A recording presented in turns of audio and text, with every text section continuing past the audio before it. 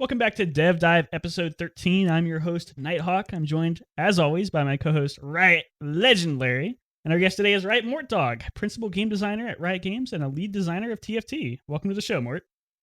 Hey, thanks for having me. It's awesome to get you on.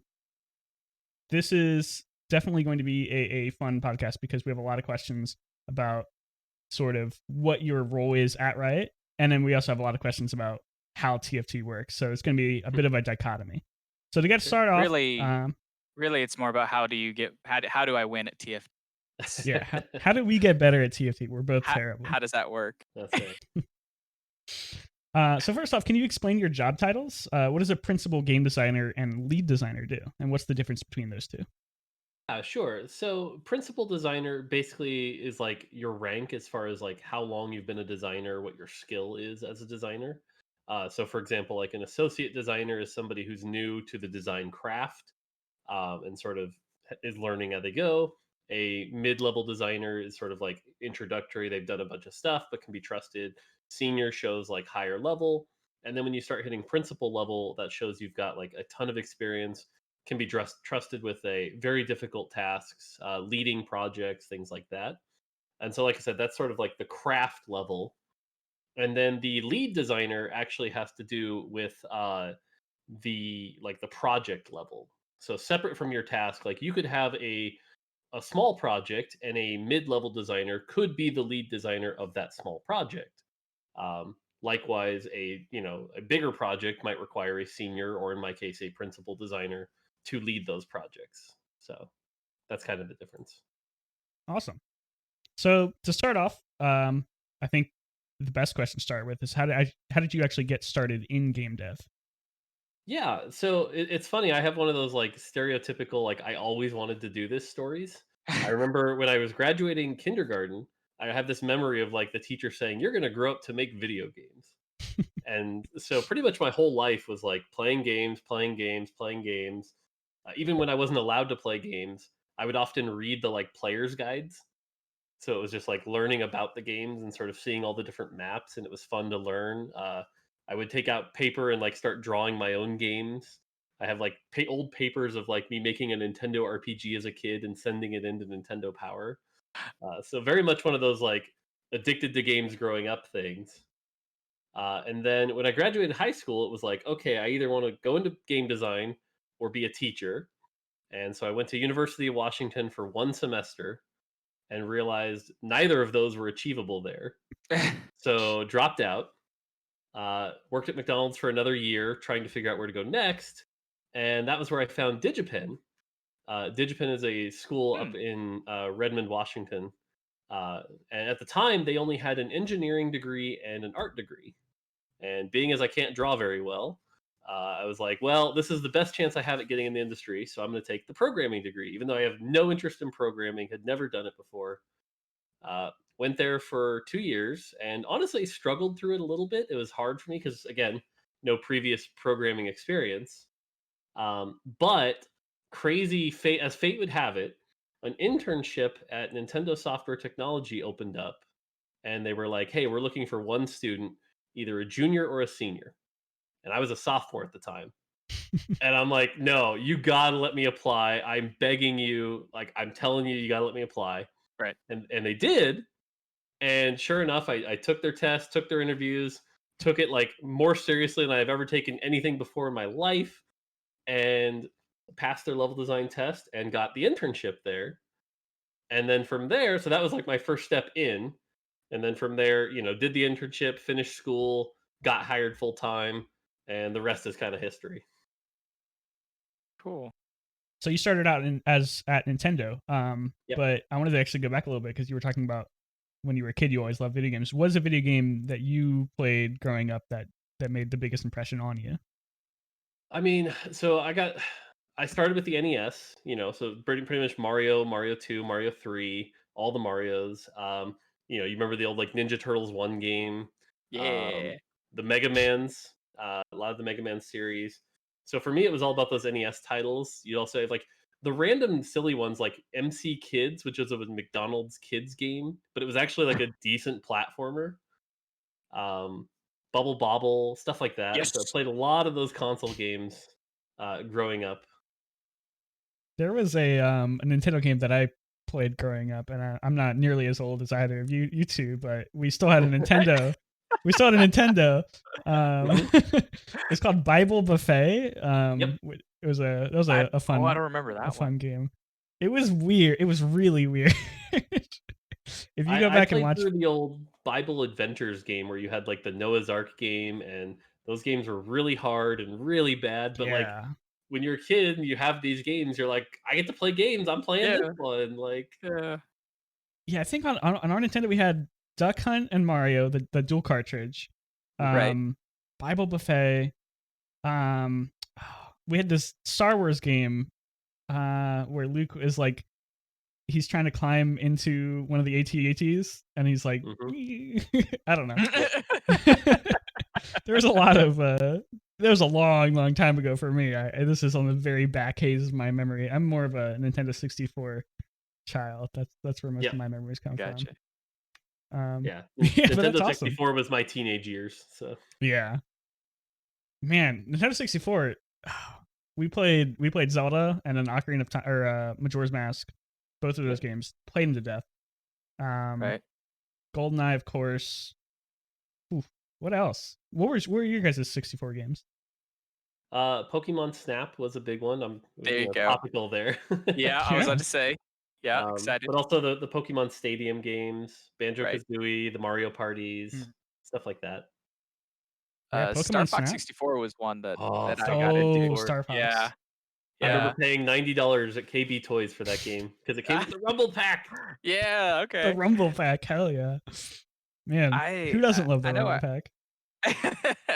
I know I've said it I think in other shows, but like I was normally a generation behind.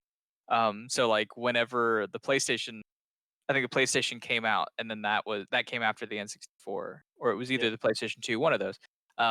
The price dropped on the 64, so I got the 64 with like 16 games because they were all like, well, no one's gonna play these anymore. So 64 represented a big shift in my parents because Mm. like I had the NES. They didn't like how much I played it, so they refused to buy me a SNES. And it was like, you can't, no SNES. We're trying to like cut down your games, and I would always Yeah. go to neighbors and play SNES games.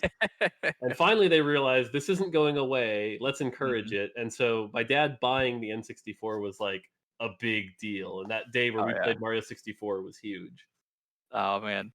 That's Yeah, growing I think my dad he was a big kid. Like he had me when he was 20, I think. Hmm. So like he was a big kid, and it was fun to see. I think the shift. Like he would buy the games because he wanted to play, and then he would involve me with it. Yep. And then eventually there was this crossover where I'm like, I want it because I want to play, and I'm going to involve you with my game time. Nice. Nice. it's the opposite for me. I'm the youngest, so my parents had me when they were like 40, 45 or something like that. Oof. Okay. So my dad would never touch a video game. He would like when we were really young, he would try to play like Halo or something with us, but Oh yeah. no, never really took off for him. He was a very practical man, or he is a very practical man. I He see. likes carpentry and like woodworking and stuff like that. So video games were up his alley. My grandfather is very similar. Grew up on a farm, very practical, like you said. Had a woodworking shop in the barn. But one of my favorite memories is, I think it was like my 6th grade year, somewhere around there. I still had an NES that functioned, and I would come home from school, and every now and again, my grandpa would just be in my room playing Mario. Like Nice. he's just that he would Oh, be in there enjoying. And I'm like, I loved like not going in right away, just watching him play a level or two. So That's awesome. yeah. that is awesome. All right, hey, tangents galore. If you could go back and talk to young Mort when he was playing on his SNES or his N64, sorry. Yeah. What advice would you give him? Honestly, like just don't let anyone distract you and tell you no. It sounds cliche, but one of those like as long as you really set your mind to it and push, forward, you can do it. And so all those times when I was like drawing the Nintendo RPGs and fake stuff like that, and everyone would be like, "Oh, you're wasting your time." Like, you aren't wasting your time. Keep going. You know. So Yeah, it's awesome. I mean that advice can be used for pretty much anything growing up. Because if you don't have a dream, like, what are you working towards? You're just gonna yeah, do nothing. yeah. I think I've been Uh, fortunate enough that I followed that dream real hard, and it worked out, and so yeah, turned out pretty yeah, you good. never really have people who are at the top of their game, and you ask them that question, and they're like, "Yeah, I kind of just did nothing for I don't know. I played Stumbled soccer a into little it, bit." Yeah, right? Yeah, Yeah. yeah. it does That happen, but I mean, that's actually a good follow up to that. It'd be for the people out there that may be getting into it a little later in life, like 20, 25, or even in the 30 range, like, oh God, I want to be a game designer. I figured that out just now. Like, what would be your advice in terms of good first steps? Like, if you like, what'll set you on the path to be successful? Yeah, this sounds it sounds like the draw the owl advice, but Mm. start making games. And what I mean by that though is like don't think of like, oh, I have to start programming like a whole 2D platformer. No, no, no, no, no. Like honestly, like make a board game on paper and like have Yeah. someone play it and start understanding like, okay, what are players' reactions? What do they find fun? What do they not? What's going on here? Because the more you do it, like anything, the better you get at it. And so, the first game you make is going to be awful. And you're going to learn from it. And you're going to learn that like, oh, players didn't even understand that like I made this whole rule and it's Yeah. invisible. And yeah. So just get out there and start doing it. Right on. Right on. That sounds very much like my D&D advice. Like whenever like people are like, "Oh, I love D&D. I wish I could DM." I'm like, "Okay, go DM a game. Just Yep. do it." So do it. start. That's how you're gonna learn. Yep. What's the worst that Yep. can happen? Are you gonna make an orc do something wrong? Kill the party. That's all right. Roll a new I mean, that's character. part of the Even game. the first day I worked at Nintendo, they were like, here's this level editor, go make levels." And I Yeah. remember that day we were like so enthusiastic, and I made like 18 levels. And my boss looks at them and gave him about 8 minutes and was like, Mm. "These are all awful. Like, holy crap, these are awful. Here's why they're awful. Yeah. Go do it again." And Yeah. it's like, even as a professional game designer at that time, it's like, yeah, you got to learn pretty quickly. So Yeah.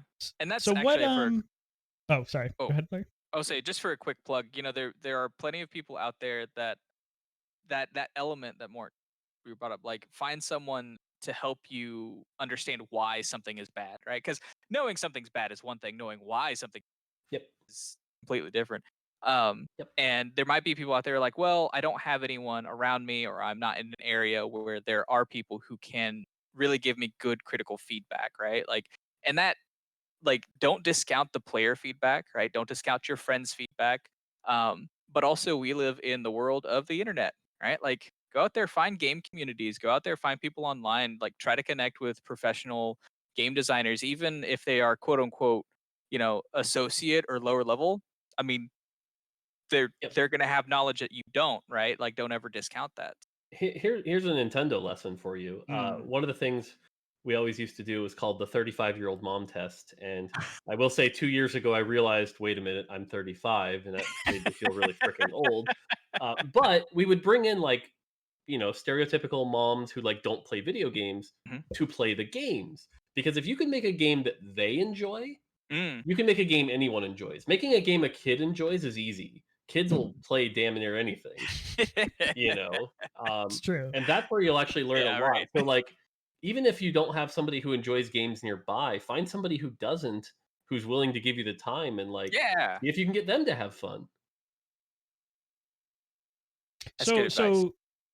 I don't know if I missed it. Did you say what games you worked on when you were at Nintendo? I didn't, but I can say.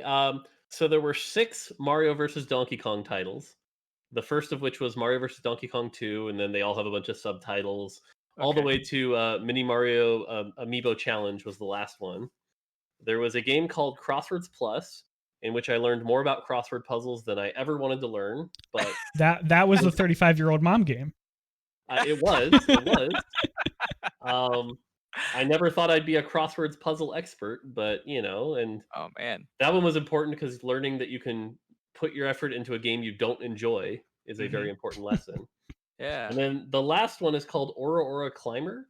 It is a $2 game you can download, and it's honestly one of like the coolest games that I think only about 60,000 people played. So Why does that sound so familiar? I'm gonna look it up really quick. That All right, sounds everyone, really familiar. everyone in listening to the show right now, go download or Climber. Was it for the Wii? it was for 3D. It was for DSi originally. You can get it Oh, on okay. 3DS, Well, but 3DS it's is two still a thing. dollars. Um, I and feel that like was the a game that like imagine being a mid-level designer and being told like you can make whatever game you want as long as you can make it in 3 months. oh And wow. that was a cool moment where it was like, oh Right? So what is Oh, the okay. the process for making a game from the ground up in 3 months look like? So what happened was at the time the DSi was coming out, and this was the first time Nintendo was going to have an online shop, Ooh. and they needed stuff for that online shop. And they had a plan where they were going to have games at different price ranges. It was like $2, $5, $8, and $10. And they were like, "We've got some $10 stuff, we've got some $5 stuff, but we don't have much $2 stuff. So we need a $2 game." And you have 3 months to make that $2 game. And at the time, they actually had this idea where they were like, use the mini Mario boss battles from our previous game and turn that into a game. And we tried for a bit and it didn't go anywhere. It was really awkward. And finally, one day, I just had this idea where I'm like, what if instead of the mini Marios, we just had this character and they jumped up from point to point, and along the way, they were collecting stuff. And I had this whole sketch, and my boss was like, okay, let's give it a try. And so the team of like four of us started working on it. And basically every month they're like, I don't know, it's okay, but keep going. And so it was like a really stressful 3 months, but by the end we had this like really tight put together project. And so they let us ship it, and we shipped this $2 game in like 3.5 months. That's crazy. That's amazing. That's like almost Yeah. like game jam levels of crunch. Yeah, it That's kind of awesome. was. It kind of was. Oh, when is the Riot Game Jam this year? Are they gonna do one? I think they are. I don't know when it is. I think obviously Corona has also thrown a bit of a Yeah. monkey wrench into it, but I think they are Yeah. planning on doing one. So Yeah, I always look forward to those. I really like uh at least watching, if not playing the games that come out of those. One of the yeah. ones that sticks in my mind was Cho'Gath Eat the World. That was a Yep. while ago now. Yep. Yep. That was a lot of I fun. still I think I still have that downloaded on my old phone. There was that I one, wonder and if you then can there get was it like anywhere. the arcade one from a couple years back that was really Yeah. nice. Or Oh was it yeah, Blitz? yeah. I remember the Blitz Poro Roundup. That one. Yep. Yep. That was fun. Yeah. All right. What's something that motivates you, or what is something that you motivates you the most working on TFT? I mean, getting to be the lead designer on a project that is played by millions of people every day, to the point where like a bunch of players like have made this their life. The streamers that play it constantly, players are playing this every day. They're just so enthusiastic about it, to the point where like I'm getting messages, hundreds of messages a day. It's like I look at that and I'm like, every game designer on the world would kill to be in that position, and I'm lucky enough to be there. So like enjoy it, be happy with it, and just like do the best you can, because again, anyone would kill to have that job. That's such awesome. Um, that's an awesome perspective. I think you're right. It's such a great place to be in, and I think that would be motivation enough for most people. So Yeah, I good mean, answer. again, like I go back to me being, a kid, 12, 15 years old. What did I want to do? Be the lead designer on a cool game that everyone's enjoying, and like, don't take that for granted. So, So to put a little context or help a little context for a point we made before about being a lead designer and what that means versus a principal designer. mhm. What what would maybe a common cycle or maybe a week look like for you? Like obviously you don't have to go into detail, just do Yeah, yeah. generals. Yeah, so basically, at any given point, from a design perspective, it's up to me to be responsible for the quality of the game. And so this could be a short-term problem, like I'll use one right now. Like ergot is something that players are really not having fun against, and we need Yeah. a short-term solution very quickly. So it's Mm, my job to work with the other designers to come up with a solution. And as the lead designer, I have the sign off on like, wait a minute, is this going to fix the problem? Or mm, like, no, I like that. That's great. So it's up to me to work with the other designers to come up with the best call, ship mm, that out. But also like the longer term problems, right? Where it's like, okay, we just shipped galaxies, but 4.5 months is killing our team, and 4.5 months at around month three, players start to get bored. What do we do? mm. Working with production to think about new strategies and like, hey, what if instead of doing a full set every 4.5 months, we do half sets? Coming up with that strategy. And so like Yeah. every element of the game, I'm there working to like make sure we're on the right track and the game is as quality as it can be. And oftentimes that's filtering other people's ideas into the best it can be. Right on.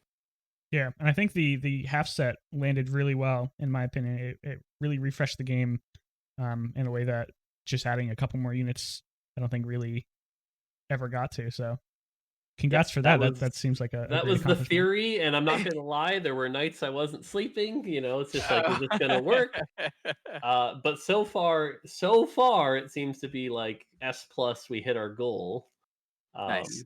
So and it doesn't help that like the meta right now is damn near one of the healthiest it's ever been. So Mm, that has helped too. Yeah, cool, yeah. cool. It's like that with League right now too. I think, at least from what I've read, I'm nowhere near a League of Legends expert, but from what I've read, we're at some of the highest champion diversity in both pro play and just Nice. solo queue that we've ever been at. So I that's pretty admit, with awesome. my TFT time going up, my league time has gone down. Two, Mhm. 2 years ago, year and a half ago, I might have been able to have a good conversation about league. Now I'm like, I sneak an ARAM in once every 2 weeks or so. Oh man, I I'm worse I'm than that. I play Earth. If I ever play Yeah. League, I play Yeah. Earth. That's yeah, man. we had you weren't here for this episode, Larry, but we had Alex Ranger on a couple week or about Yeah, a month yeah. ago now, and we talked about Earth, and he went on such a rant about how he hated Earth. It was hilarious. He's just like, Shout out to Alex, fuck by the Earth. way. Great QA. Great QA. Oh Love man, I working with love Alex. Alex. Alex is Yeah. such a great guy. Uh, yeah. So coming back to what motivates you the most, what would you say is something that you struggle with the most? Oh, okay. So one of the things, as I mentioned, is that I've been a gamer growing up and addicted to games and playing games and whatever. And again, I don't take my job for granted. And so I am probably the worst example of healthy work-life balance and disconnecting. Like I said, I'm thinking TFT every moment to the point where it's kind of unhealthy. And so I struggle with like disconnecting. And then one of the things I also struggle with, but I've gotten a lot better about this, is like expecting my peers to also put a similar level of engagement in their work. Because again, it's just like stupidly unrealistic. Most people should have healthy work life balances. And so that's something I struggle with quite a bit personally. It's a very personal problem. I don't think most people you talk to have this problem, but it is what it is. Yeah. There's Yeah. I guess a question is how like what are some of the things that you're doing to prevent that high level of burnout? Because like you said, um, you don't find too many people that have that as a challenge, but the ones that do, they burn hard, they burn fast, right? Yep. Like, So it's interesting because when I was at Nintendo, we didn't really crunch that much. We were fortunate enough that our projects were not that bad. Me and an engineering buddy were both kind of like the high performers, would do well. And I would work like 50, 55 hour weeks. I always had this line though, where it was like, okay, I'm done today. I'm going home, easy cheesy. And I always had a healthy line. Whereas my engineering buddy, he was much harder to disconnect. He would like work those 70s and those 80s. And it was like, I got to finish. I'm like, dude, you got to go home. And as you mentioned, around year 6, year 7, he started burning out. He's just like, why am I doing this? What is the point? And he and I talked through it, and we got him to a healthier spot. And now he works like, he's not at Nintendo anymore. He's at a different company, but he works the healthy 40-50. So for me, up until recently, I've always been good at just like finding that line where it's like, wait a minute, I'm tired. Nope, let's go do something else. yeah, Just distract yourself. Because I find that like it's not about like a set number. It's not 40 or 50 or 80. It's Mhm. what works for you, you know. And as if you're not enjoying it and you're tired, go do something else. Um, Now, admittedly, with TFT, this is actually the first time in my career where I have not been able to do that very well. So I'm actually learning as I go, to be honest here, of like Right on. how do I combat this where it's just like I feel like I have the world on my shoulders sometimes, and if I take a day off, the world will fall apart, which it won't. I know that, but you know, Do Yeah, you feel like your struggles for disconnecting have gotten harder since the lockdown, since you are working from home? yes. Oh, yes. The fact that like I'm literally sitting here on my home PC and my work PC, like right yeah, here, and it's like, oh, sweet, I'm done working. Now I'm gonna go to my relaxation spot. Oh, Wait, oh, oh. that's right here. You know, like yeah, no, yeah. it's way worse. Yeah, I think that sentiment has pretty much been echoed by everyone that we've asked that question to. It is hard. It's hard. Some things that I mean, there's all these recommendations that you see online. They're like try to separate your work zone from your like. It doesn't. I mean, first of all, With my there's 6 bedroom mansion, I Yeah, will gladly yeah. do First that, of all, and yeah, no problem. there's the Like, it was actually a logistical big part. deal for the couch back here was Mm, in a different room, and that used mhm. to be my wife's computer because we, like, Oh, shared the wow. office. Yeah, But when yeah. the work from home stuff started, I'm like, "I need the space." Yep. So we moved her out into that room and put the couch here, and it's just like, you gotta do what you gotta do, so Well, that makes sense. It made me look at my couch. Could I move? No, You should probably. put your couch in your office, Larry, and then just Yeah, I move should. move Well, Vivi somewhere else. no, what I should do is I should take my couch and move it to Mort's place, and Oh then yeah, right, like you just it's hang just perfect. get out extra with room, Mort. yeah. Yeah, Now exactly. that's an untapped idea right there. Instead of working from home, why don't everyone just go to somebody else's house and work from their house? And then Right. at the end of the day, you You switch flip. places. Yeah, you flip Yeah, flop, see? and that Yeah, way There you you go. you get the best of both worlds. I And see you Alright, no well, flaw in this see? plan. None whatsoever. None. get all the stuff from their fridge. I mean, there's no Make sure downside. it's stocked up. Yeah, yeah. Yeah. I guess that's actually another question, to ask. Has the work from home and that hard to disconnect, aspect made you, like, pick up hobbies? Wow, hobbies or made you disconnect in different ways that you may not have otherwise been privy to? I'm probably not the best example of this because the one hobby I have is streaming TFT, Mhm. which is kinda work. Okay. It's not really the healthiest thing. Other than that though, no, to be honest, like I yeah, I admittedly use a bit too much of my time for that, as well as spending time with the kids, and so like that's kind of like all my time, and Right. it is what it is. So Yeah, Gotcha. I Well, I mean, you're envy still enjoying anyone. it. Yeah. yeah, I envy anyone who can sit down and relax while streaming. Like have that be their relaxation time because it, I wouldn't it's a call it job. relaxation time. Yeah, I'd call it a hobby. yeah. It's work. I mean, it's hard. And I don't even stream very much anymore. But there was a time where I spent probably 90, 100 hours a week streaming. Um, and it was just it's very unhealthy in terms of like the work life balance because you'll just be like, what's the difference between me playing a game and me playing a game with the lights and the camera on? Yep, yep, And it can be hard to mentally distinguish those. yep. All right, well, that was awesome. What's something that you wish everyone knew about people who work at Riot? And I think this is a question that I like asking writers because they always have different answers. Sure, sure. I think for me, the big one is like a lot of people will look at one or two people at Riot, maybe high profile people at Riot, and they'll be like, everyone's like that.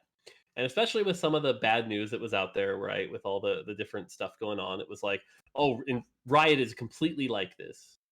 And it's really not. I'm not going to say there's no bad apples because there certainly are, but like there's probably, 3,000 really awesome people that are awesome and care and don't know how to disconnect from work because they love what they're doing so much and are addicted to work and just want to make players happy. and like they're just humans that sometimes break down when players aren't having a good time. Like we just want to make people happy, most of us, and I wish players just realized we were all human and just most of us are trying to be awesome people. I'm not. I try to be an asshole when any chance I get. All right, well I there think are exceptions. the other top answer there for that question is not everyone works on the balance team. So Oh, stop asking for balance changes for the artists, or stop asking for bug fixes from the comms people, because they're Even not the as ones who someone do who it. is in charge of balance of TFT, I love it when people message me and they're like, "Why does Thresh do still this and Summoner's Rift?" And you're like, "Dude, Uh, not even the right game. Like, come on." yeah.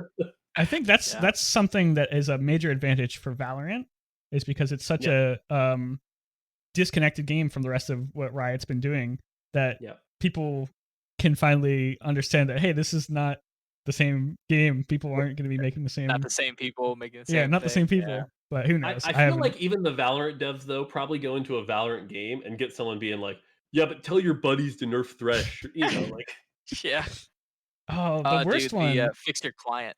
I hate it. Yeah. Go fix your client. I'm like, I I will get wish. right on that. whenever I get that on my stream, my snappy response is like, "All right, let me just go out to the garage and get my hammer and I'll get Yeah. right to it." Yeah, Like, right. what do you want? Like, I'm just gonna put on my client fixing gloves, my client yeah, fixing See, glasses. I got the wish there was like goggles. a switch just like on the wall that you could make an audible sound. Be like, okay, 1 second, click. All right, there you go. We're up and running.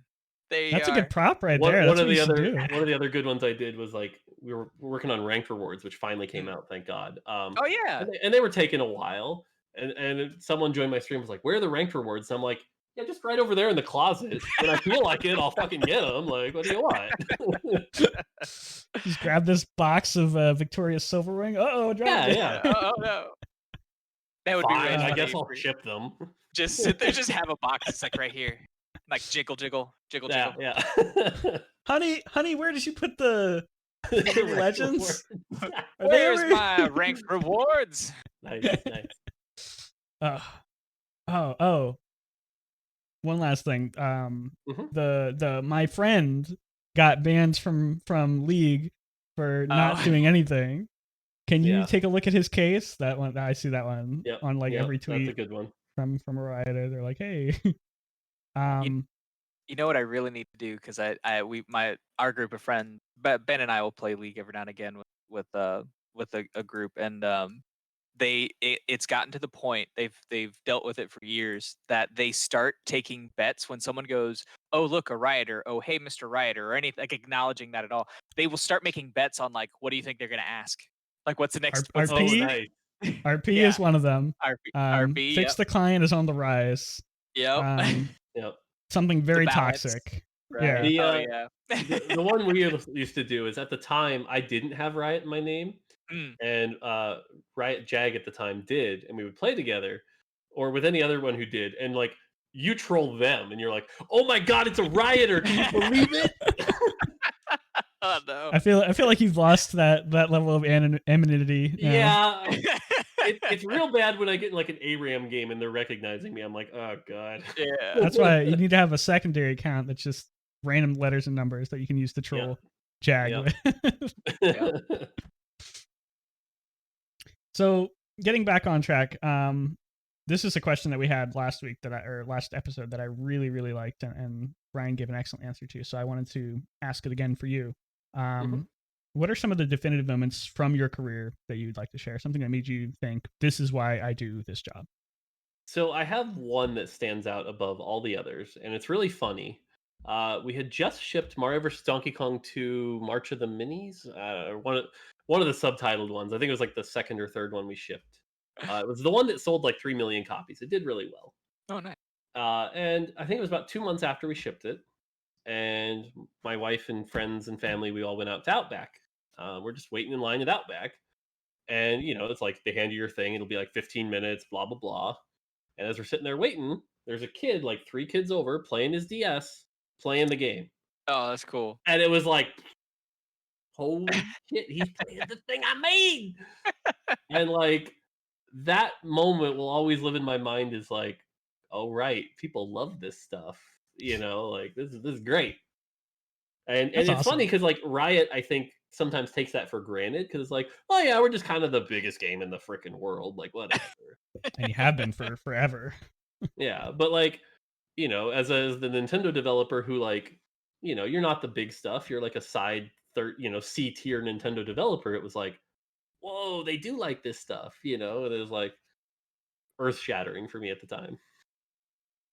Something like that on a much smaller level happened to me once. It was really funny. I was at a convention, and the night before the convention started, me and my friends just did a stream from the hotel room. We were drinking and like answering questions and stuff.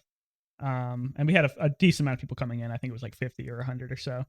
And the next day, I was walking the convention floor, and somebody's just like, "Hey, I know you. I was watching your Nice. stream last night." I was like, "Oh wow." It was literally the That's first cool. and only time that's ever happened. Nice. But it feels good, right? It felt really cool. And he's like, "Yeah, it looked like you guys were having fun." Yeah, that was funny on a much smaller scale, but it was a cool feeling. Yeah, I haven't really been anywhere interesting since like I got TFT big or whatever. But like, yeah, it'd be interesting to go to PAX nowadays and see if that happened or something.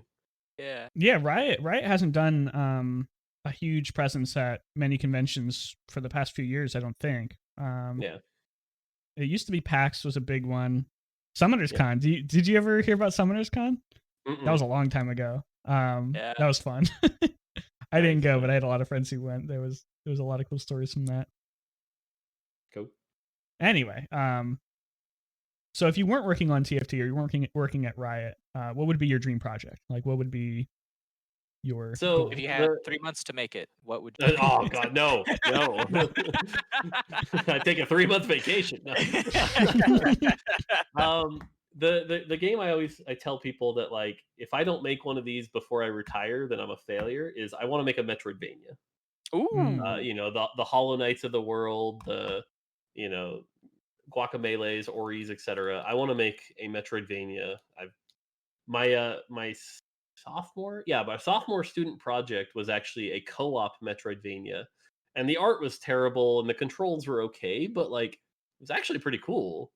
And like doing all the leveling systems, the items, the equipping, the level design, the flow, the puzzles, getting the double jump and accessing new area, like all of that stuff. I want to make one of those. Yeah. I was really, really, really late to the Metroidvania genre. I think the first real Metroidvania game that I ever played was Hollow Knight. And it blew me away so hard that I'm just like, this is the genre of game that might be my favorite now. I went back and I Have played you played Symphony Ori of the Night 2. yet? No, I really want to go back and play like the original Vania games. But I'm afraid that I won't be able to enjoy them because I don't have the nostalgia factor. I found Play Symphony of the Night. Symphony of the Night okay. has I would aged say well. yeah, I was about to say. I think I'll give it a shot. Something that I do find a lot and not related to that is going back and playing games that other people have like major nostalgia for.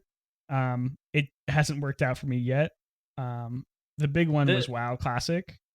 WoW Classic came out, and all my friends were like, "You have to play WoW with it. This is the best game ever made. Amazing So game." I have a weird thing about nostalgia, and I admit before I say this that I might be completely biased, but I think everything in the 2D era, especially in the SNES era, has actually aged really well. Those games are still really good. As soon as you cross over into the 64 PS1 era, get out. Get out. Those games have not aged well at all. Yeah. So it's Yeah, I like think you that's can, true. yeah.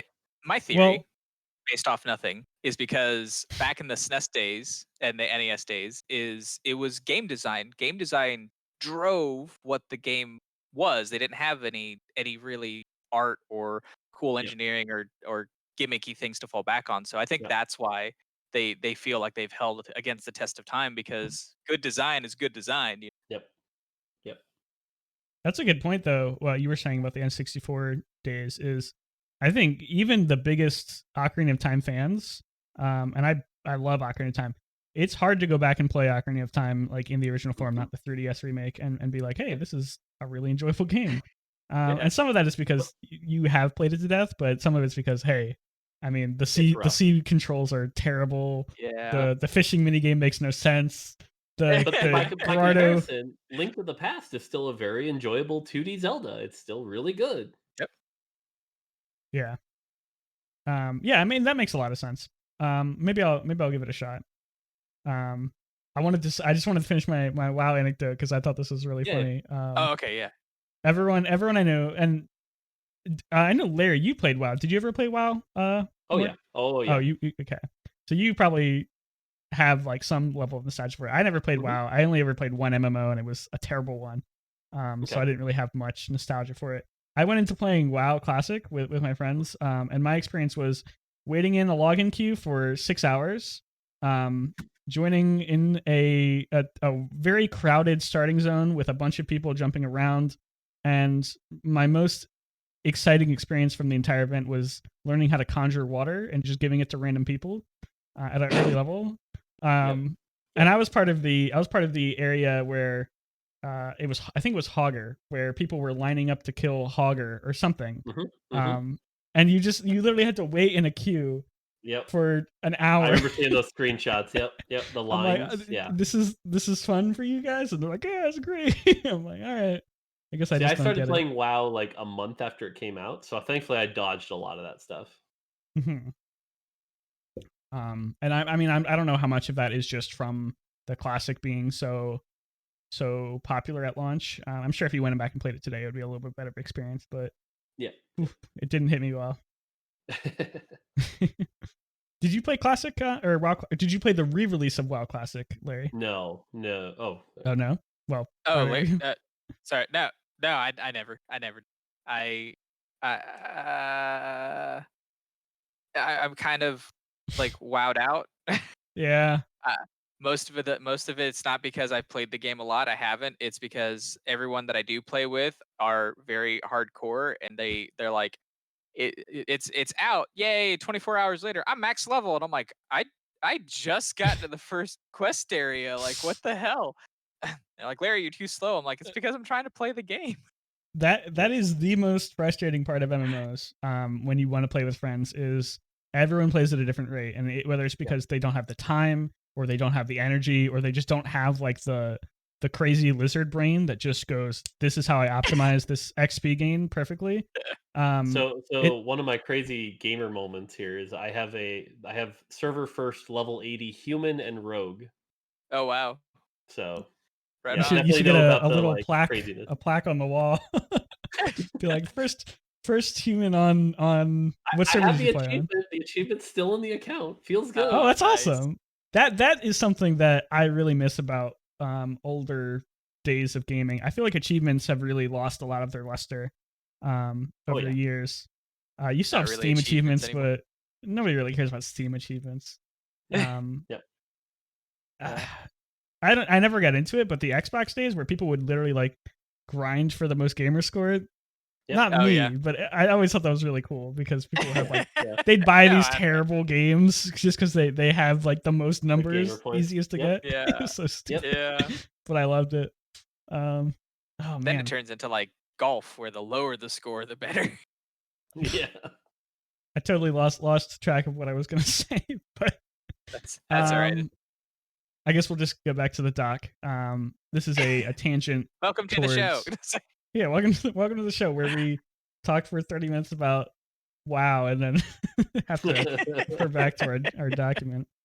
Um, so this is a question, and that you weren't going to be, but you are the first guest on the show that actually has a presence in the content creation scene. Like you are one of the few people at Riot, and in the game dev world in general, who makes YouTube videos. They stream, they produce content. Yep. As many there aren't many people in this position. So what have you learned from like that rare experience? Oh God, what have I learned?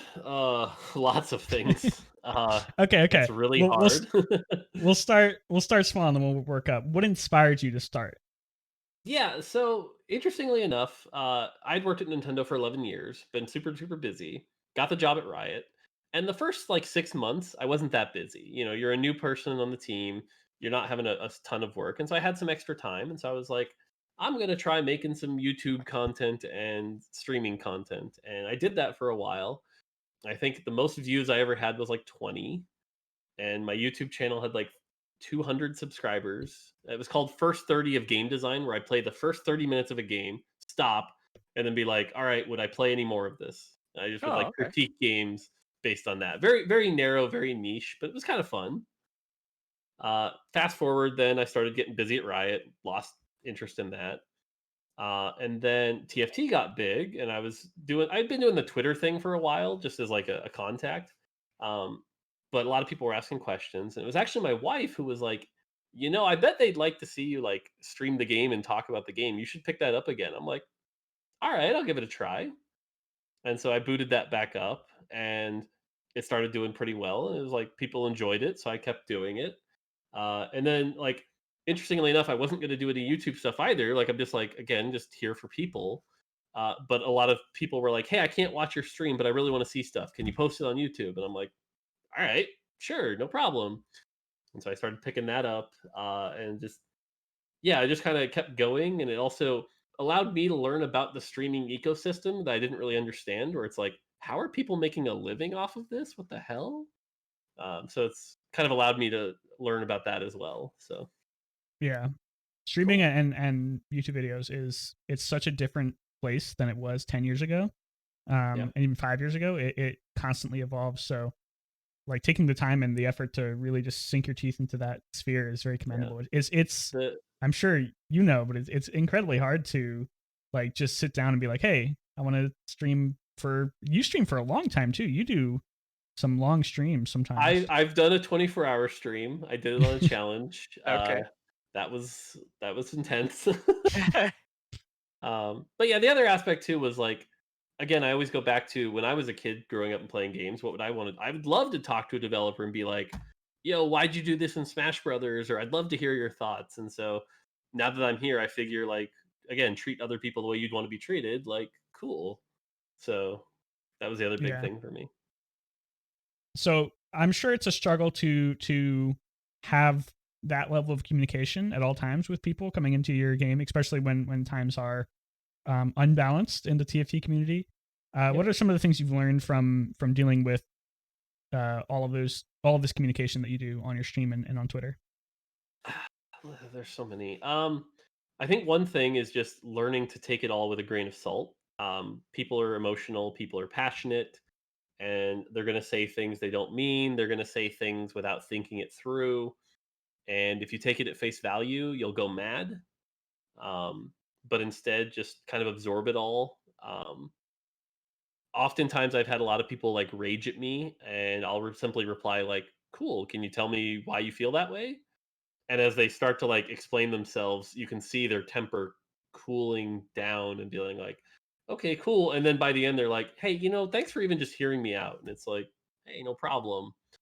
Um, yeah. The other one is like, and this one's hard, is just like, you can't take things personally. All you can do is be like, how can I make it better? There are definitely days that can be kind of rough. We've had some rough balance patches sometimes, and players are definitely like, "What the hell? This guy should be fired." Those days suck, but um, you try to just take it with a grain of salt and move on. I mean, yeah, Yeah, I imagine that level of accessibility is something that people do abuse, but I'm sure it's very rewarding sometimes, especially when you have people coming into your stream. And I do frequent your stream sometimes when I'll see people being like, "Hey, this is the most fun I've had in this game in a long time. Thanks for all that you do." that's the thing that's really hard, but I've gotten better at it, and you have to keep it in mind. Is like, I would say honestly, the positive to negative ratio is probably somewhere in the like 95 to 5%. Like, it's mostly positive. It's mostly people who are just like, "Holy crap, I love this game. I love that you're here. I love everything that's going on. It's great." And human nature, the flaw is to ignore all that and focus on the 5%. I Hmm. always tell the story of the worst one I got, which was a Twitter account named Kill Mort's Kids that was messaging me. And it's just like, all right, cool. Okay. But again, you just have to Jesus. push those aside and just be like, look at this millions of people who are having fun. Let's focus on that. One of the things that took me a while, but I finally started doing it, was I actually started like blocking people. It's just like, okay, you're clearly angry. You're clearly not here to have a nice construct. I think I've only blocked like 20 people out of my 60,000 followers. So like, Hmm. again, like it's not that bad. Yeah. And I think I that found that's out what something the that. Sorry, go ahead, Larry. I was like, I found out what the mute button did about 6 months ago. Mute button for On life on League or on Twitter? on Twitter. Sorry. Yeah, yeah. Yeah. I like the mute button because it's like a soft block where they don't really Yeah. know that you've Yeah. muted them. So it's something that Yeah. you can use Because I'm and like, not I get as was much I was retaliation. I was very much in the same camp as Mort here. It's like, well, I don't want to just block people, right? Because I hold the idea of like, well, they're allowed their opinion, I'm whatever. And my professional Twitter is for that specifically, right? Is to Mhm. field those and be open in that sense. But I'm like, yeah, they're allowed to have their opinion. Doesn't mean I have to listen to it though. So mute. I'm Yeah. good. Yep. Yep. Yeah, we get a lot of that on Reddit, where people would just like at the level of what Mort was saying, where these people would just do the worst possible imagining, like come up with some terrible things. They'll getting doxxed is terrifying, and that's happened to me a few times. Oof. And I've been DOSed or DDoSed. I've never been swatted, luckily. Yeah. But there's a lot of terrible stuff that people just absolutely, if you just think about it for 1 second, it's absolutely ridiculously insane what Yep. length people Yep. will go to over the littlest things. Like Yep. for you, it's like I don't like Urgot, so I'm going to do something ridiculous. Or Yep. for me, it's like, hey, Yep. they removed my video about whatever, blah blah blah. It's mind-boggling what people will go to. And maybe I shouldn't give attention to them, but yeah, it's really really scary what some people come out and do. Yep. All right. It's a bit of a downer, Yeah, but good show. Yeah, good uplifting show. I like it. so what's something that you wish people would stop asking you on your stream? Okay, so TFT is a game where it's like learning the systems and learning the intricacies and learning how everything interacts with each other is like kind of the excitement of a game. It's kind of a designer's game in that regard, where it's just like, oh, but the item interacts this way and does this cool thing. And I wish more players felt that way, because most players are like, tell me what to play, tell me what is good. And so like the thing that just drives me off the walls is like, hey, the mid-set expansion just went live. I'm on stream showing it off, and the first thing I get asked is, what comps are strong? What comps are? It's like, go play the game, go try it out, go learn. Like, They're all strong. All of them. They're all strong. Every single one is equally we there's 20 different strategies you can go, and we mathematically tested every single one, so they have a equal just go percentage of win rate. try them out, discover for Yeah. yourself. All right, just to prove or just to back up Mort on this, I'm not a very good TFT. I play it like slot machines. I put in the coin and pull the lever and see what happens. Mhm. But my friend was going, "Oh man, Bard, he's not really that good. You don't really win with Bard." And I went, "But I love Bard." So I I was like, I bought a Bard when I could. I was like, "Okay." And then in the next 2 rounds I got like 4 Bards. So I was like, double Bard, and I just put 2 Bards. Nice. And then I had like 2 Brawlers, and again, I'm like, I don't know what I'm doing. And then in 1 round I leveled completely and I went, "Oh, look, an Urgot." Now that may have tilted the scales a little bit, but from there I was like, I was level 9 when people were hitting level 7. Great. I was like, Love it. suck it, Kevin. His name's Kevin. Suck it, Kevin. Yeah, screw you, Kevin. I can't win with Bard. I And haven't won with Bard if you yet. had just asked Or, what is uh, strong, you would have ignored that bard, and you wouldn't have had Yeah, that fun exactly. experience. Like, And Yeah. that's the thing is, it is a lot of fun. I played it again. I was able to get half that comp again, and I was at 15 health at the bottom and came in second. And I was nice. like a phoenix. Feels And good. Feels yeah, good. yeah. It was just a lot of fun. Really is. It's just a lot of fun. Going off on a slight tangent on that, I really love how Bard's interactions work, where you can like get a Sojin and a Ruinous Hurricane and like a Rage Blade. You just stack this bard with all these damage items, but you don't really do damage. You just print XP and you're just like, give me that. Yummy. Dude, I put a blue buff on a bard with a Sojourns and a Rage Blade, and I couldn't tell if I actually did this or not, but this is what it looked like to me. It's like one time I actually got 2 meeps off of one go. Yeah, I was like, ooh, nice. Auto meep, auto meep, auto Yep. meep. It was just Feels keep it good. going. Feels Yeah. good. XP And- machine go. Yep. That's what I really love about a game like TFT, is people will get that experience and they'll get that like once in a lifetime, and it might actually be once in a lifetime experience. And some people will just sit down and chase that for the rest of that set or the rest of that expansion. They'll be like, man, I had this excellent game one time with a Poppy who was like 1v9ing the team. I just want to do that every single match, even if it's not good. There are still things in TFT I haven't done. Like I've never got 9 Blade Master. Oh wow. You know, I never got a 5-star or 3-star Urgot. You know, stuff like that. Like it's there's so many different pinnacles, like peaks that you can get to, and it's achievable because there are literally thousands of them. But it's also like fun whenever you get to each peak, which is one of the strengths of TFT. And I think any good game has something like that. For League of Legends, it's like, having a perfect game where you carried super hard on an assassin, or having a support game where you saved a support game where you saved everyone as Janna and you got a pentakill or something like that, or you stole Baron as Bard or something. There's just so many, and they're not on the same level, but they're all very enjoyable for the player. And they're memories. They're things you'll remember. Creating memories. And I don't know who it was, but somebody at Riot said that was one of the goals of the games that they made, were to create memories. Yeah, I got memed on that for a while, but I was like, memorable moments, and like, herder memorable moments. You know, so. I mean, you what else are remembered you it, playing so games for? It worked. Yeah. Hey, it's true, they remembered it. So here's the question that I've been trying to ask everyone who comes on the show. What's something that you wish more people would ask you? I don't have a good answer for this one, only because I get asked so many different things. You know, that like, I don't know what's left to ask. Yeah, I really don't have a great answer. Like, I definitely get weird questions, you know, like the duck-sized horses and horses-sized ducks, and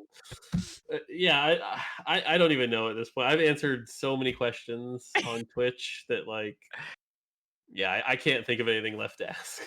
Maybe we should stop asking that question. Well, I mean, just maybe a little different avenue. It's like, what? Now I gotta phrase it in my head. I know what I want to ask, but now I gotta phrase it right. That's the worst. What do you? Yeah, right. Well, like, what do you wish people would either realize or come to you about when it comes to game design, right? And to give you an example, concept art, like the Riot has a video that came out about or a playlist about like you want to make video games, and one of them is about concept art and what concept artists do at Riot. And the premise is, the misconception is like they draw these wonderful, beautiful, concepts and all these things, and they're like, no, we don't do any of that. This is actually what we do. So that's kind of the premise. It's like, is there a misconception with design? Not entirely, but I think under that line, the thing I would love if, like, TFT, as an example, TFT is a very math-heavy game, believe it or not, where it's like attack speeds, armor ratio, stuff like that. If someone came in was like, hey, I just did the calculation and noticed that Vanguard is giving me 80% effective HP versus physical, whereas Brawlers is only 27%. Can you explain why you did that? I'd be like, yes, let's have that conversation. Yeah, okay. That's fun for me. That's like, spreadsheets and math. Hell yeah. Man, Larry's so much better articulating these questions than I am. No, I mean, because that is what it is. Like, what questions do you wish people would ask? We're like, I don't know. I get asked a lot of questions. Like, all right, well, like, what is it about your job that you wish people knew about? Because that's really where we're trying to go. I'm gonna take a note. Because you get the other ones where it's like, hey, is this buggy interaction intended? And it's like, what do you, are you expecting me to say yes? If I did say yes, what would you think? Like, Yeah, exactly. That does remind me. Mort, have you worked with JD or sorry, Jeffrey Doring? Yes. Okay, alrighty. It's funny to hear you say that about like the math, like spreadsheet and math galore, because I remember specifically when I worked with JD at Gearbox that he went through and chased down either a bug or like verified a design for elemental damage, and he created a spreadsheet along with I think it was Justin Deliberate. Sorry, I'm going back, but that literally broke down the elemental damage for this gun against a Love it. specific type of Love it. enemy, and I was like, Love it. there are more, there what are a more of them nerd. out there. Stick that in my veins. I love that stuff. All right, we've been Yeah. flirting with it for a little bit, but let's make the official transition. We're going to talk Mhm. about more TFT related questions. So, Mhm. how did TFT start? And we've asked a couple people this who've worked on the game. Mhm. So, I'd love to hear your perspective. Yeah, so I think it was like January, might have been December, January, December, somewhere in there. Dota Auto Chess was out. A bunch of people were discovering it and playing it and loving it. But it obviously had a bunch of flaws. The UI was garbage. There was no matchmaking other than random, so like you couldn't actually like climb ladders, anything like that. I think people had made that. I forget the name of it, but that custom tool that there was a small group of people using. But Oh, yeah, I remember that. yeah, yeah. But everyone was having fun with it, and so I think Medler and a couple other people saw an opportunity and were like, "Hey, can we do our version of this? Can we do it better? Can we do it fast?" And so they saw an opportunity and decided to pursue it. And I remember I wasn't on the team at the time, but they were like, "Hey, you should start paying attention to this game." So I put about like 100, hours into auto chess. Mm. And I'll always remember my first reaction to Medler because I told him, I'm like, this game seems fun, but it also seems really easy to solve. Mm. Uh, so we'll see. And one of the things that Auto Chess was doing was like smaller balance patches here and there that kept things interesting. Mhm. But yeah, so then the team started working on it, putting it together. I was actually on a separate project at the time. Um, and so yeah, they started in like February and they finished, I think it went to PBE June 12th. It's been about a year now, actually. So they've worked real fast, real hard, real great. Yep. Um, the game, so it came out June 26th. I joined the team June 1st. So right before they went Okay. live. And that's when I took over as the lead designer, which was interesting because, there were a bunch of decisions made that it was like, oh, okay, I see why you might have done that, but is that right? And like other decisions that were like, wow, this is great. And I see what we have here. And so, um, but yeah, and so for me though, it was also like, hey, the TFT team I wasn't on originally, but I'm being given this opportunity. I really have to prove myself, which was another one of those things that's making me feel like I have to give 200%. It's like, do I really deserve to be this game's lead designer? I didn't come up with it. So, Yeah. Man, Dota Auto Chess was a real enigma. It was pretty much it came out of nowhere. mhm. There's games before that used similar Pencils. mechanics, but yeah, Yeah. Yep. like the Pokemon Yep. uh Dota 1 or sorry, the Warcraft 3 Warcraft 3 mod. mod. Yep. Yeah. But that was so long ago. So yeah, it was really cool to Mhm. see the resurgence, and it caught me pretty early. I had chess fever. So when I heard Mhm. TFT was coming, I'm like, oh man, this is gonna be great. I was like really excited for it. I didn't know that you joined so well late in the dev cycle. Yep. That's interesting. Um, Yeah, yeah. Originally, there was a different lead designer, and the team worked on it really hard. Credit to that lead designer, for example. They're the ones that came up with hexes as opposed to a Mm. chessboard. mhm. Okay. Uh, you know, um, but yeah, and right about the end of the project, they decided that he was going to go back to R&D, so moved back on and needed someone to be the lead designer. And again, I had put the time in and knew about the project, so they asked me to ramp up pretty quickly. Do you Well, I don't have want to. oh, go ahead. I was like, I don't want to. I don't want to make you feel like I'm giving you a false compliment in this. So just prefacing it that it is very genuine. the idea of evaluating where a team started from and then where it is now and the difference, like to see the changes that TFT has gone through with you coming on board, right? Like it's just gotten better, and I mean, I think that's the mark of a really good lead, is to be able to continue growth and not hamper it. So, uh, Yeah, I'm gonna self-deprecate for a second here. One of the things I think that's interesting is for the first time in my entire career, I'm working on a game that's kind of a new genre, really. Like, we don't know much about the auto battler genre. Like, it really wasn't a genre. And so there's a lot of unanswered questions, right? Like, is this game going to be fun a year from now, 5 years from now, 10 years from now? What does it take for it to stay fun? Do we have to keep doing these sets? Is there something else we're not seeing? And to be honest, we haven't been perfect along the way. Rise of the Elements, for example, we screwed up a lot of stuff in that. We had kind of a rough theme that wasn't very exciting. We were like, hey, summoners would be cool. And then we filled the board and made things unreadable. We didn't have a lot of satisfying spells. yeah. We like toned down all the spells and the game felt boring. But as long as you make, and again, this goes back to what I said all the way at the beginning, where it's like, go make games and go make mistakes. The advantage of a live service game is we can make those mistakes, learn from them, and make the game better. And Galaxies was sort of like okay, here's all the crap that doesn't work. Here's all the crap that does work, And so it's like, yeah. So again, we haven't been perfect, but part of being a good designer is learning, adapting, and doing it better. So before we get too far away being from a good person in general. That's true. If you aren't learning from your mistakes, then you're just gonna doomed to repeat them.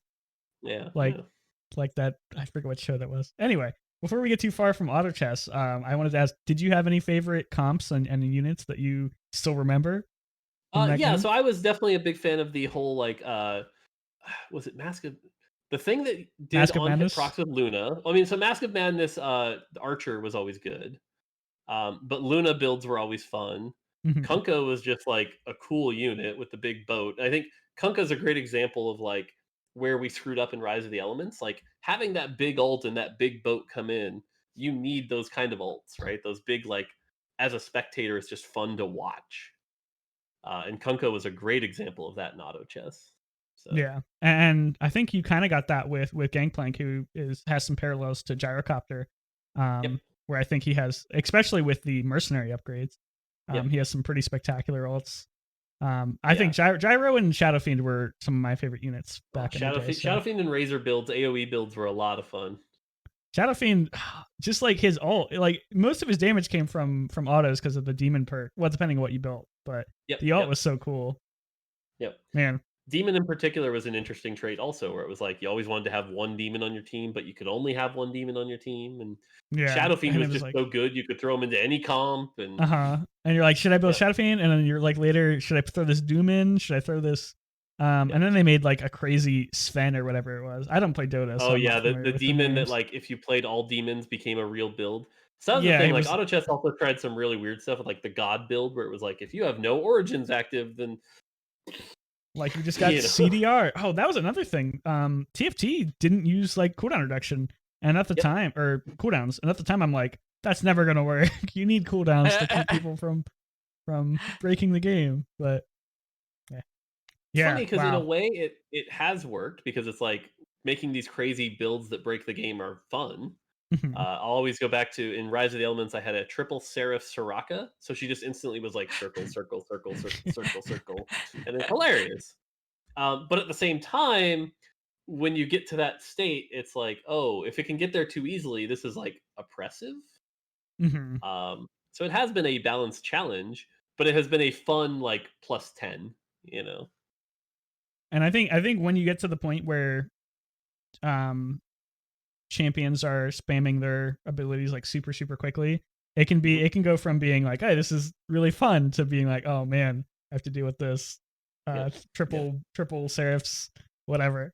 And I think you've had a pretty good balance with that with this newest set update. There's a couple outliers, but hey, that's what makes the game fun. Cassiopeia is a little rough right now. Yeah. But yeah. Cassiopeia is like Ribbon. Riven's a much fun example of that though. Like her like dashing around is actually like really cool and really fun. I haven't had a chance to play with her yet. I've always I always go into a game like saying like, oh, I want to build Chrono this game just to try Riven out, and then I get like the opposite. I would get like all the Battlecasts or all the Vanguards. I'm like, fine, I guess I won't do that. But that's still one of the ones that I wanted to go for because it's she's like the Chrono, but she doesn't really make use of her autos very much. She's like the spellcaster for Chrono. Yeah, Which is very something intriguing. players have to get used to is like with Riven, she is a great off tank in a Chrono build or a Blade Master build. But if you want to make her the star, you actually should go Sorcerer. Mm-hmm. Oh, man, this I hope this doesn't evolve into just like everyone sharing their favorite TFT moments, but I have to do it real quick.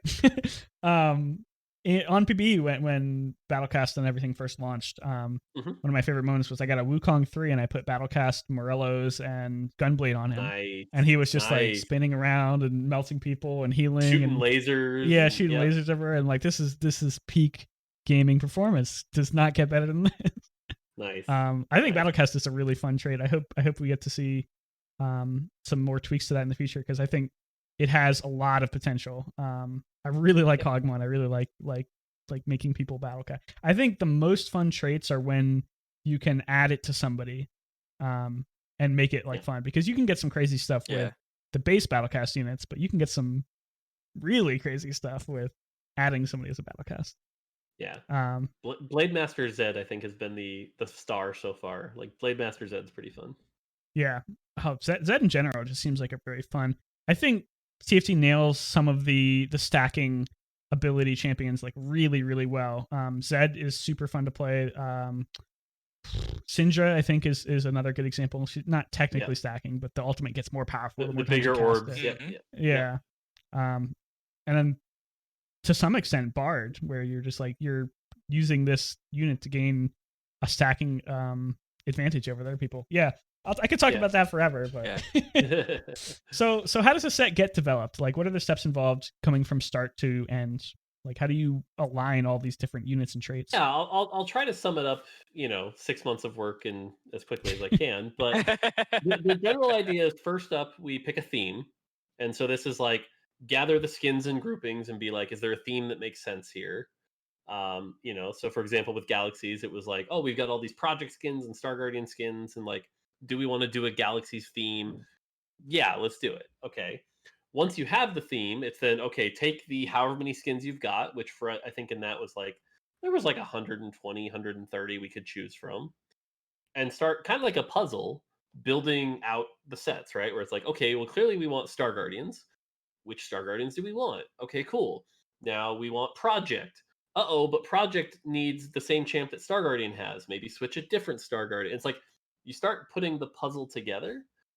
You also start looking at your skins and you're like, okay, clearly Gun Goddess Misfortune, that's got to be a 5 cost. So like, cool, we're just going to start with that.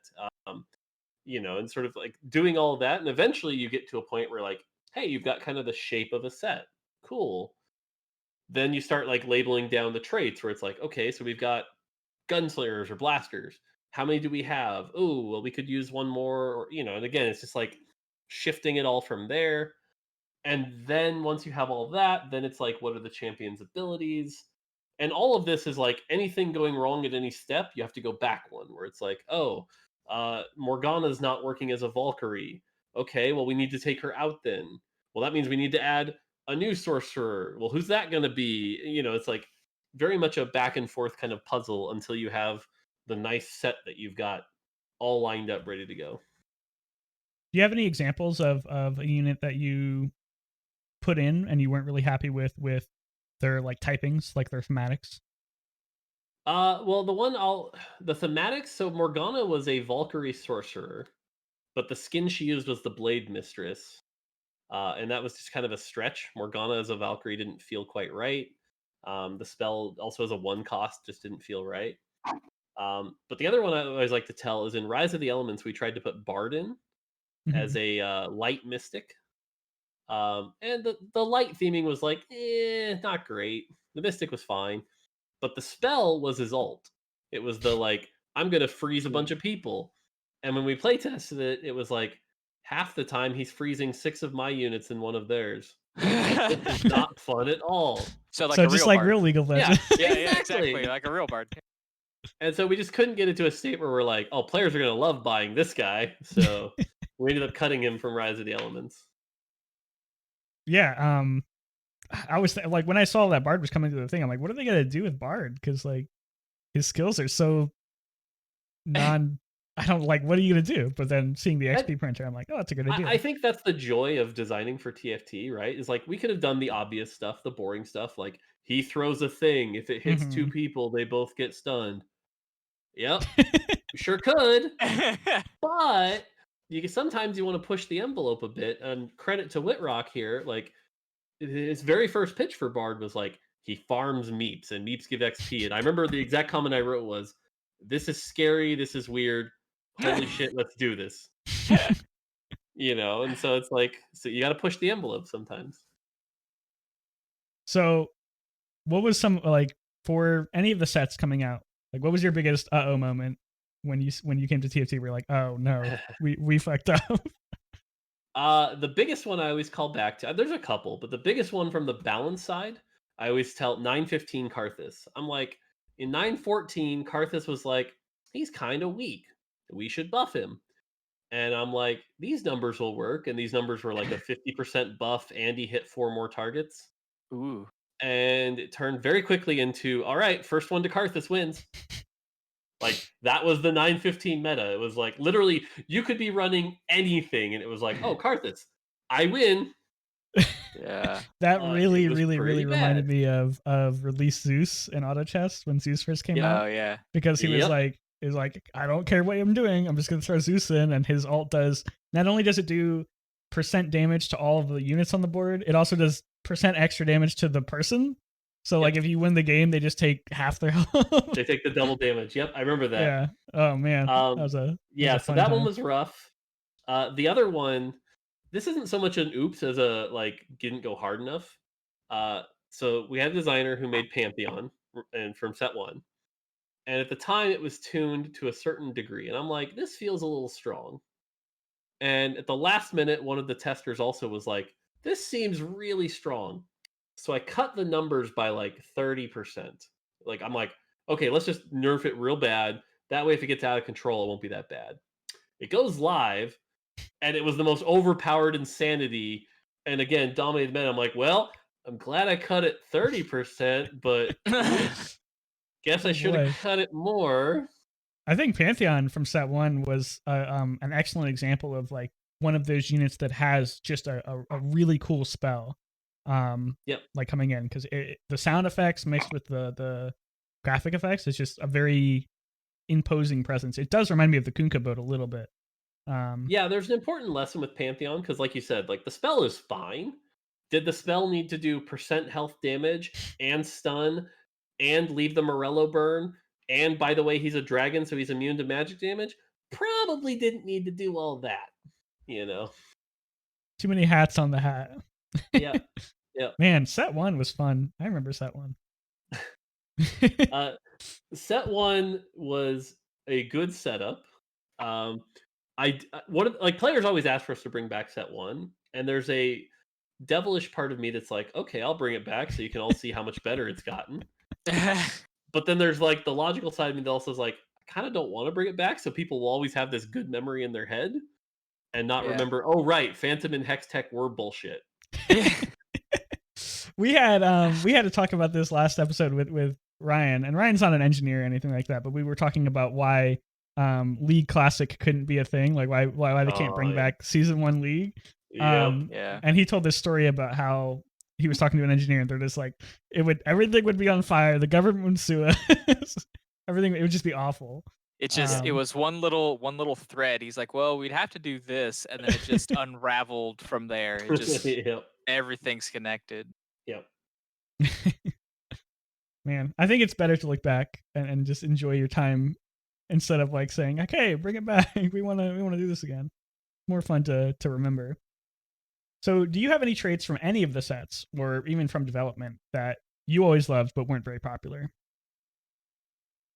I'm not going to say it wasn't popular, but my favorite trait from Rise of the Elements was Summoner. I'm a Malzahar main in League, And the idea of like filling up the board with like plants and minions and stuff just was really appealing to me personally. I'm just like, this will be fun.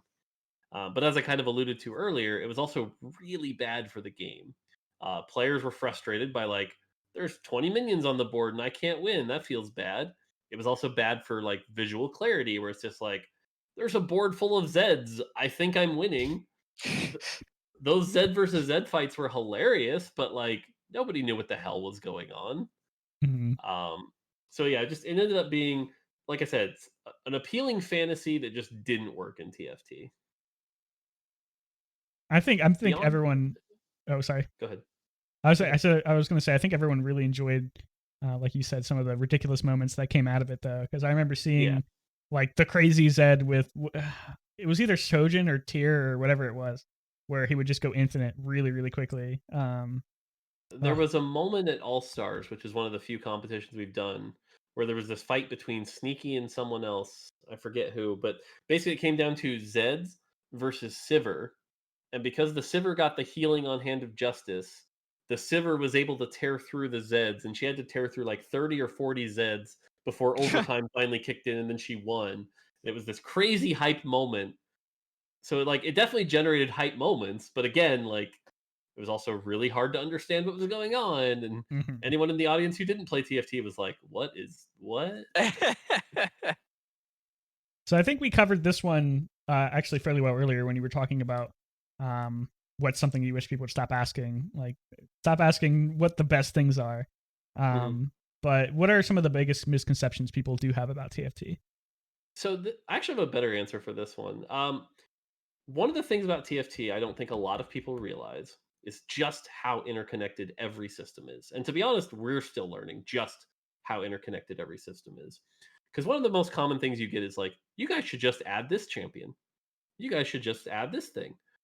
And it's like, well, wait a minute. Even from Galaxies to Galaxies Part 2, we added 5 more champions to the pool, right? One of each cost. That alone changed the entire viability of like, can you hyper roll for 1 cost? Can you hit your 3 stars? We saw 3 stars per game go from like an average of 18 down to like 3 Mm, by adding 1 unit in each pool. Changing the bag drop from, I think it was level 5. There used to be 40% chance to get a 2 cost. We dropped it to 35. That simple 5% drop, massive ramifications to the rest of the game. And then all of that then takes into, okay, so then when do you level? And like when you level changes the entire pace of the game. mm, Everything is so interconnected. And this is why, like, one of the funnier things is like I get is, why do you balance the game so much? Why do you change everything so much compared to like say a Hearthstone or even League? Like League mhm. doesn't balance nearly as much stuff as we do. And again, the answer is because every piece of content is in every game. In League Right. of Legends, if Olaf is overpowered, you ban Olaf or he might not show up. In Mhm. TFT, if Olaf is overpowered, he's always there and he's completely screwing the game over. And so TFT is like this super tight knit system tied to system, tied to system, tied to system. It's honestly like, if you ever want to be a systems game designer, it's like the S plus tier challenge. But a lot of people are like, yeah, just add a new champion. That'll solve everything. And you're like, dude, no. We need another Chrono. Get on it. Add Chrono Bard or Can't something. we just add void staff? That'll be fine. That way we have magic penetration.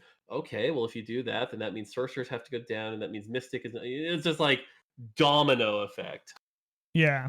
All right. Well, This was um, I something. had some I Oh, had go some ahead. suggestions for Mort, but I'm gonna go ahead and make those later. Uh-huh, We had a uh-huh. whole list of items that we're gonna blackmail you into adding into the game, but I guess we'll just forget Uh-huh, about uh-huh. that. um, But yeah, no, like, but but even we didn't really understand the ramifications of like going from 52 to 57. You know, we were trying to like mhm. adjust the bag systems. We finally got it in a good spot for 52, and then we shifted to 57, and it's like, oh crap. So now we're starting to think like, God, maybe we always have to have the exact same number of champions at any given time. What does that mean for our content releases? That means we can't drip new champions in because we're locked at a certain number unless we also pull. And again, that's why I keep going back to like, we're still learning about this genre as we go a bit too. That was what you said about the every bit of content is in every game, that really just hit me. And I was like, I didn't think about that when comparing it to a game like League, where it's like, hey, in League there can be some broken stuff, but at least you have, it's not in every game. But for TFT, you're 100% right. It's always going to be I like there. the Hearthstone comparison, right? Where like there can be an overpowered deck, like Patron Warrior. Sure, okay, fine, but not every game's going to have a Patron Warrior. There's going to be a lot of them, but some games won't. Again, TFT, every item, it's in every game. Yeah. So that was a perfect answer to that question. And I wanted to just bounce off of that with another League comparison for some of the people who don't play TFT in the audience. In League, we were talking about how even indirect changes can have massive effects on champions' win rates and popularity and stuff like that. And there was actually a post today. I don't know the name of the guy, but on Reddit, there's somebody who does a excellent interview every patch. He'll go down and he'll have like a win rate and play rate increase and decrease per patch. And at the end of that, he'll do all the ones that got changed. But at the end of that, he'll have like a little box at the bottom of all the champions who changed win rate but didn't receive any changes. And he writes his thoughts about it, but you can draw your own conclusions. But a lot of the times it's like, why did Annie become stronger? Is it because Cassiopeia was nerfed? Is it because this person, like, there's so many, and that's for League where there's only 10 champions a game. For TFT, I imagine it's like multiplied by 1,000. Well, TFT is even worse because like in League you can be like win rate of champ high, bad. TFT, you can't do that. Like the best example I have is Shadow in Rise of the Elements. There was a patch where it was actually like really good. The win rate at stage 5-1 was like 70%. The very next patch, we didn't change anything, but players caught on to it and they're like, we changed other stuff around it, so Shadow became better. And players caught on to it and they learned, they're like, oh, Shadow became like a really popular comp. Players were begging for a hotfix. The win rate went down. And the win rate went down because so many more people were playing it, and so many more people were playing it, which skews the averages and means a bunch of people are playing it wrong. Yeah. And like when we look at the TFT data, there is so much you have to parse where it's like, I'll use Bard as a great example. Bard's win rate is atrocious. Does it mean he's bad? Hell no. It means that so many people are chasing. They're chasing the dream of Bard. I love that. Now we've actually had to look at like we're getting like our data analysts are doing really good in adding new stuff here. Like we just got the ability to look at, okay, if you have Bard in 2-1, what is the odds you top 4? What is the odds you top 1? And how does his win rate might be 40%, but your odds to top 4 might be 62%. And it's like, what does that mean? Is he overpowered? Is he underpowered? Like, and again, that's why I keep going back to like it's so many intertwined decisions and systems that it's not as simple as like champ good. Yeah, I don't envy people, the data scientists at Riot at all. We actually have Blastoise coming on next week, fingers crossed. And he doesn't currently work he works in R&D right now, but he spent a lot of time as a data scientist, so we're gonna get to talk to him a lot about like more specifics about data. But it's gonna be a good conversation because, like you said, like there's so much to parse. Like there's for TFT. I don't think he works on TFT. He works on, I don't know what he exactly works on. We'll figure that out. He works at R&D. That's and that's, even with data, right? Like you could have all the data in the world, but how you choose to interpret that data is just so dangerous. I'm actually a pretty big data skeptic where I'm like, yeah, but have you thought through all the reasons why you got this data? And so it's, and that's the thing. Like one of the reasons players are like, "Oh, can you share with the data with us?" I'm like, "Nope." Because the first thing you'll do is go number high, bad. And I'm like, no. It's so good because that's exactly what has happened with League, where League has some of the most in-depth data websites, like third-party data websites that I've ever seen, where you'll have win rates of specific keystones or specific items that people build. And the first thing that people don't look at when they see that is they don't see the play rate. They don't look at how many people are actually playing this. So it's just it's so easy to misinterpret data. I'll start to wrap my tangents up because I know we're going long. Let's try to get through these last few questions and then we'll sign off. So, this is actually a good question going off of that. What does influence changes on TFT? Like, what percentage is player feedback versus the actual data that you look at? So it's actually three things. The first one is, as you said, player perception. We're listening, and players are like, "This is too good." Okay, cool. We hear you. We know what the player perceptions are. We read all the tier lists that people make. We see all the stuff. Okay, cool. That's player perception. The second is the data, and we can look at the data and be like, okay, cool. So like, hey, it says Dark Star. The data says Dark Star's overpowered, but no one's playing it. We should figure that out. And then the third is actually like design intention. And what I mean by that is like, hey, the designer had a vision for this when they made it. Is it living up to that vision? A great example of this was Singed in set 2, Rise of the Elements. The designer was always like, I want to have Singed running around tanking stuff and being poisonous. And players were like, he's overpowered. We should nerf his tankiness. And it's like, well, no. Designer vision was that he'd be a tank. So actually, we need to nerf his damage, stuff like that. And that's where you take those three things and you weigh them all together. And that's what you use to make decisions. Yeah, I think that it's definitely important to look at that because, like you said, if we just nerf his tankiness, you can't just nerf what's strong about every champion or every unit, because then you'll just end up with something milquetoast that's just like he's not really good at anything. He's sort of just there. Yep. So yeah, definitely. Yeah, Urgot's a great example of this because like everyone's like he shouldn't be able to one shot stuff, and it's like okay, well clearly the designer vision here is he one shot stuff. So the question is, how do we make him one shot stuff in a way that feels fair or isn't like there are definitely things to improve there, but it isn't just like he shouldn't be able to one shot stuff. Yeah. And then I don't know how much of a perspective you have into this, but I figured I'd ask, where do you see TFT in the esports ecosystem? So yeah, the TLDR is I definitely want it to happen. But the big thing that I can definitely talk about is like a lot of people are like, oh, is it going to be like LCS? And the answer is like, no, not a chance in hell. We see it closer to World Series of Poker is the comparison we always use, where it's like anyone can win. Big tournaments, big things, but anyone can win. And so it's like if you imagine there's a time where you show up, play 20 games, and if you do well, move on to the next stage, and like win big. That's sort of what we imagine. Smash Brothers is also a great comparison where it's like even if Riot's not hosting it, I imagine lots of other people are doing it. Shout out to Giant Slayer. They've been doing a great job with this.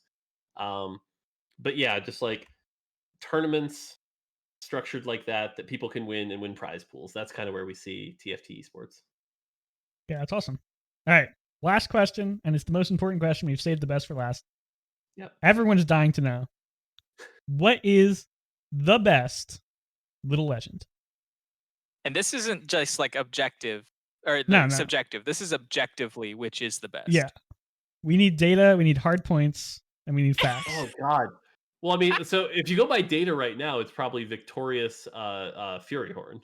That's certainly the most popular because everyone just got that and they're like, let me show it off. I'm gonna say it's Squink, specifically Fruity Tooty Squink. There you go. Because it's Okay. great. And that Control 2 spam is hilarious. The new one, Nixie, is actually S tier for annoying your opponents. The Control 1 spam, she makes this sound where it's like, you're just like, oh my god, shut it off. It's the it actually beats Silverbeak. It's the Silverbeak. Okay.